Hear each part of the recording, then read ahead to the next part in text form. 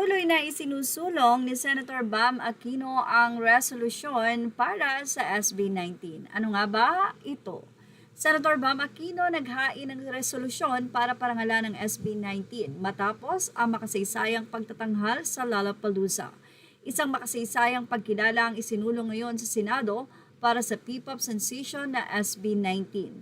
Naghain din si Senator Bam Aquino ng Senate Resolution number 545 bilang pagpupugay sa SB 19 matapos nilang maging kauna-unahang grupong Pilipino na nagtanghal sa Lollapalooza Music Festival sa Chicago, Illinois.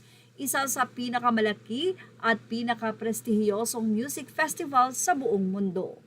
Sa resolusyon, kinikilala ang 5 miyembro ng SB 19, sina Pablo, Josh, Stel, Ken at Justin, dahil sa kanilang mahalagang ambag sa pagpapalawak ng Original Filipino Music or OPM sa pandaigdigang entablado. Ayon kay Aquino, ang kanilang pagtatanghal ay patunay na kayang makipagsabayan ng talento at musikang Pilipino sa pinakamalaking international stage. Sinabi ng senador na ang tagumpay ng SB 19 ay hindi lamang panalo para sa grupo kundi para rin sa buong creative industry ng Pilipinas. Dahil dito, muling iginiit ni Aquino ang pangangailangan ng mas matibay na suporta ng pamahalaan para sa mga Pilipinong musikero, filmmaker, designers, writers, game developers, content creators at iba pang mga nasa creative sector.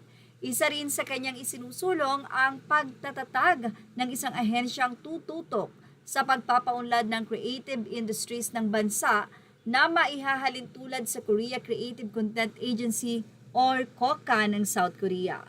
Samantala, patuloy na umaani ng papuri ang SB 19 matapos ang kanilang makasaysayang debut sa Lollapalooza. Maraming kapwa-artista, kabilang mga miyembro ng BINI, si Maki at Apple the App ang nagpahayag ng pagbati at pagsuporta sa grupo dahil sa kanilang matagumpay na representasyon ng OPM at kulturang Pilipino sa international music scene.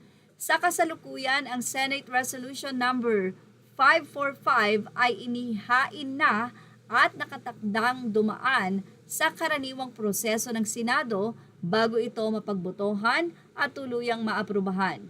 Kapag na-adapt, magsisilbi itong opisyal na pagkilala ng Senado sa makasaysayang ambag ng SB 19 sa musika at sa pagtataas ng bandera ng Pilipinas sa buong mundo.